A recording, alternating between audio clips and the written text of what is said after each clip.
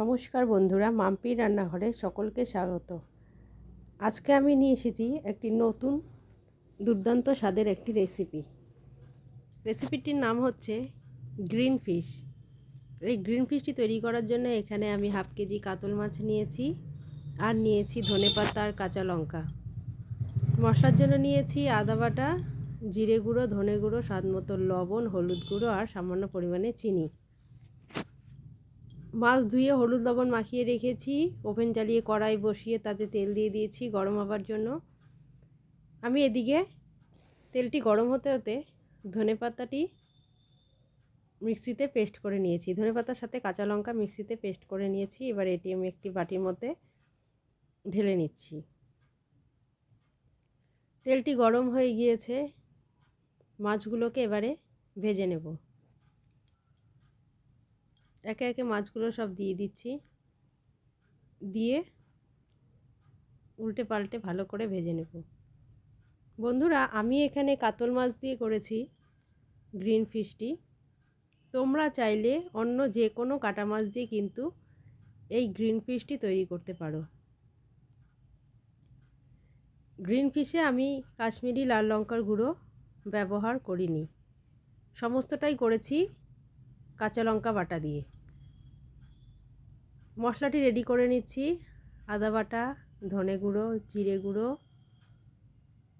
স্বাদ মতো লবণ, হলুদ গুঁড়ো আর সামান্য পরিমাণে চিনি।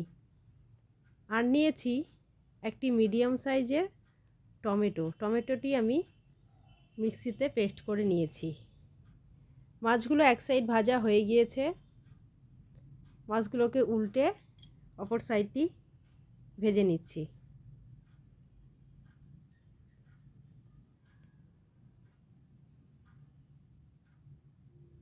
টমেটো পেস্টটি এই মশলার বাটির মধ্যেই নিয়ে নিচ্ছি। মাছগুলো ভাজা হয়ে গিয়েছে, এবারে আমি একটি পাত্রে তুলে রাখছি। রেখে ওই তেলের মধ্যেই ফোড়নের জন্য নিয়ে নিচ্ছি শুকনো লঙ্কা, তেজপাতা আর জিরে। ফোড়নগুলো দিয়ে একটু নেড়ে চেড়ে যে মশলাটি রেডি করে নিয়েছি বাটির মধ্যে সেটি দিয়ে দিব এবং অল্প পরিমাণে জল দেব। দিয়ে খুব ভালো করে মশলাটিকে কষিয়ে নেব। মশলাটা যখন প্রায় কষে আসবে তখন ধনেপাতা আর কাঁচা লঙ্কার পেস্টটি দিয়ে দেব। দেখো, মশলাটা প্রায় আমার কষানো হয়ে এসেছে। এবারে আমি ধনেপাতার পেস্টটি দিয়েছি, দিয়ে খুব ভালো করে কষিয়ে নেব। যে বাটিতে ধনেপাতা ছিল সেই বাটির হাফ বাটির থেকে একটু বেশি জল দিয়ে দিব ঝোলের জন্য। ধনেপাতা দেওয়ার পরে কিন্তু মশলাটিকে খুব ভালো করে কষিয়ে নিতে হবে, তাহলে ধনেপাতার যে কাঁচা গন্ধটা সেটা কিন্তু চলে যাবে, সুন্দর একটা ফ্লেভার আসবে। দেখো, প্রায় কষানো হয়ে এসেছে, মশলা থেকে তেল ছাড়তে শুরু করে দিয়েছে।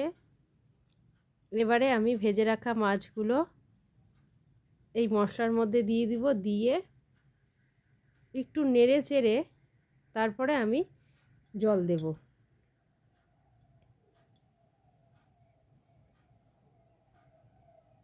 একটু নেড়ে চেড়ে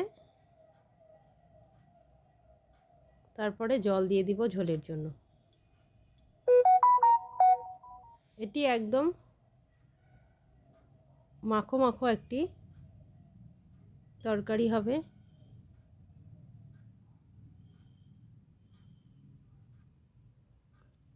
তো বন্ধুরা, আমার এই রেসিপিটি যদি তোমাদের ভালো লেগে থাকে তাহলে তোমাদেরকে একবার হলেও বাড়িতে তৈরি করার অনুরোধ রইল।